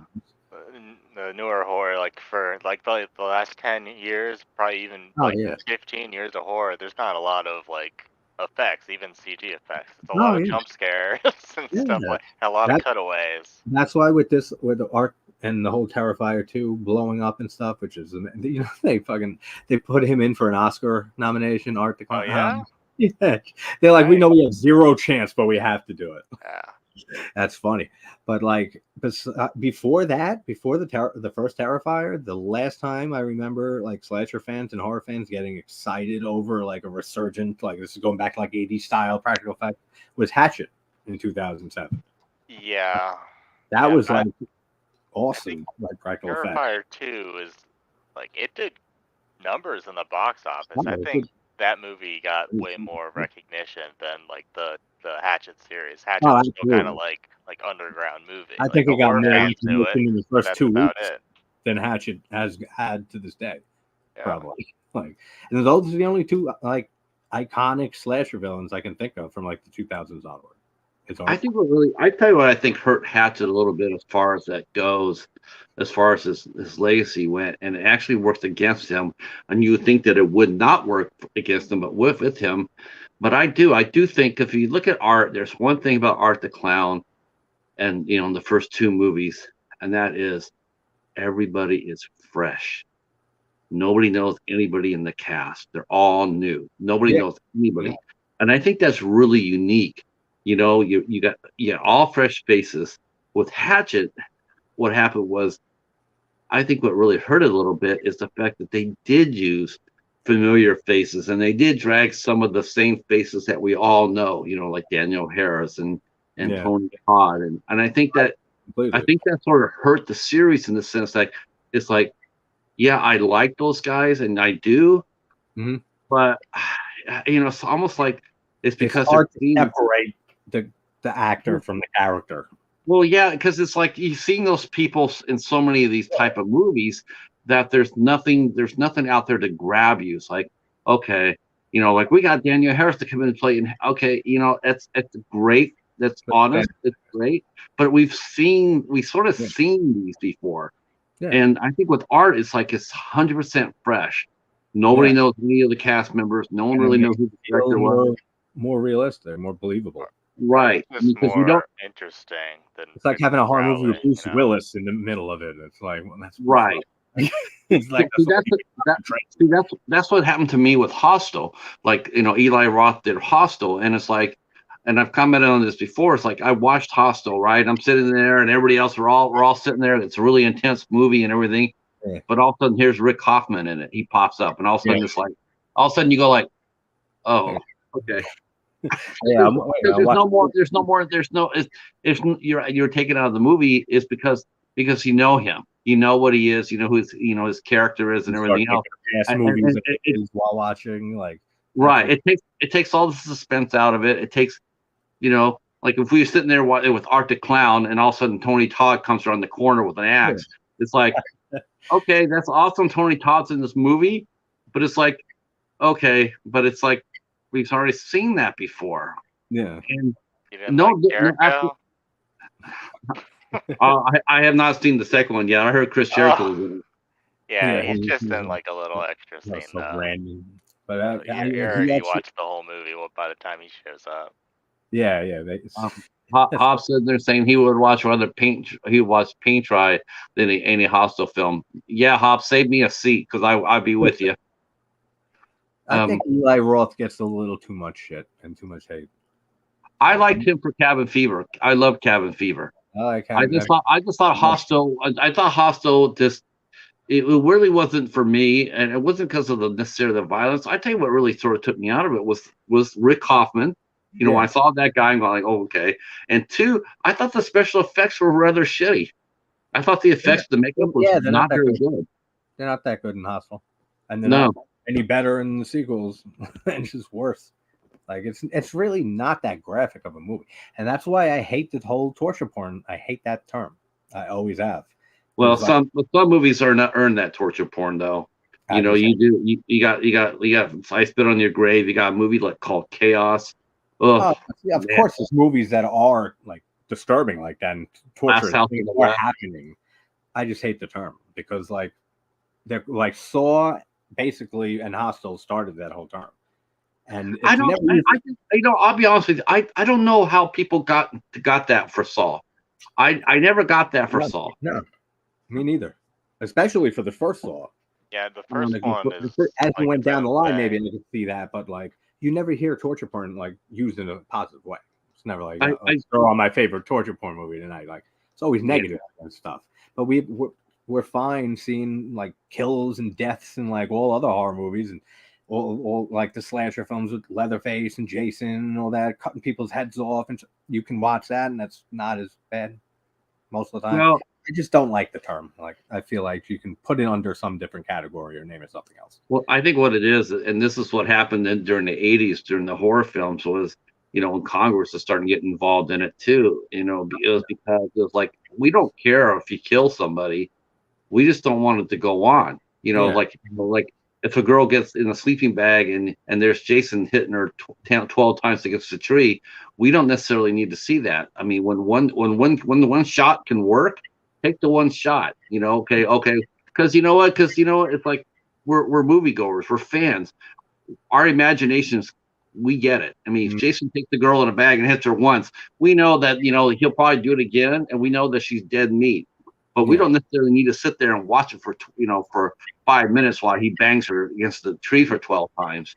And that's really what they were doing. They're just trying to sit there going like, look, you can have your violence, but just put it in context, Yeah. And that's all. And most horror too. I agree. But as a slasher fan, there's certain times I do want to see that. And a lot of other slasher fans are the same way. That's why we're happy when we get extended kills from movies that we love and stuff. I mean, sometimes they're not as good because of that reason.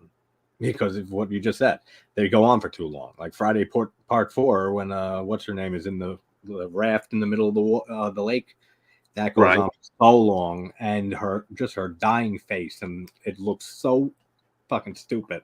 And it goes on for way too long. It's like, good thing they cut that. But then you'll have ones that damn, man, I wish they kept that in. It looks really cool. So it depends, I guess, which ones I'd rather see more of.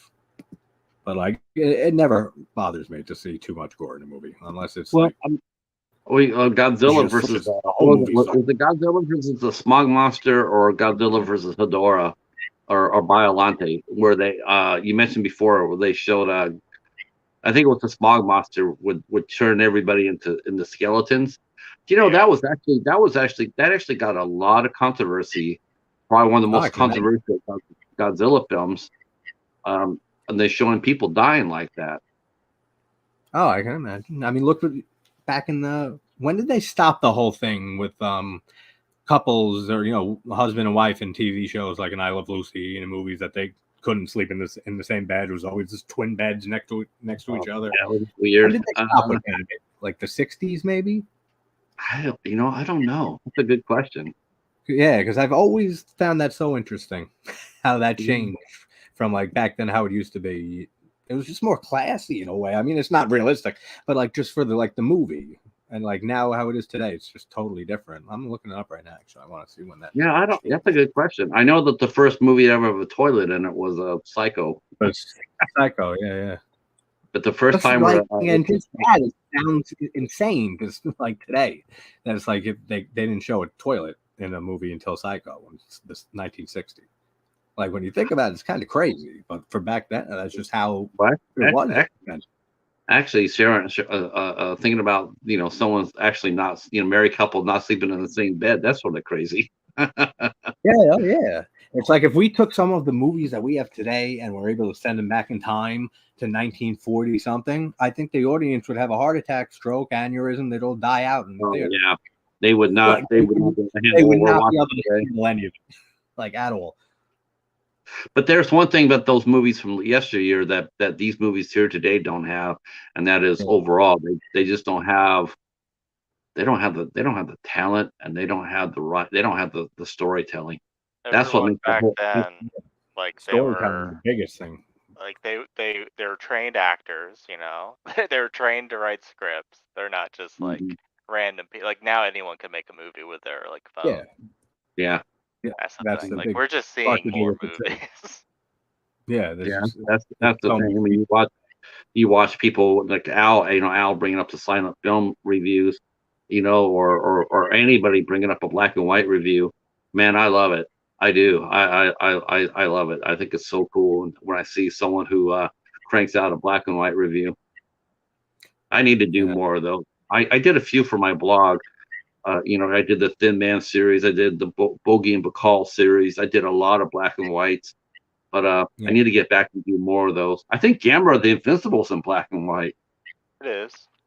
Yeah, so I'll be doing that because I think that's gonna win my week. It's 10 o'clock. I'm going to get off here, guys. It's been fun. Oh, it's 10 o'clock. Oh yeah, it's time for us to go. Yeah. You're welcome anytime. Yeah, that's the end of our time. No, that's what it is. All right. Huh? I figured that's what it was. Yeah. But if you want, okay. Well, we don't know what we're doing next week, but we will let you know. We will let you know by tomorrow afternoon what we're doing and where it's going to be at. So it'll be either on Al's channel, my channel, or it might be back on JT's. We don't know. We're gonna put our heads together, come up with a topic for next week. Yeah.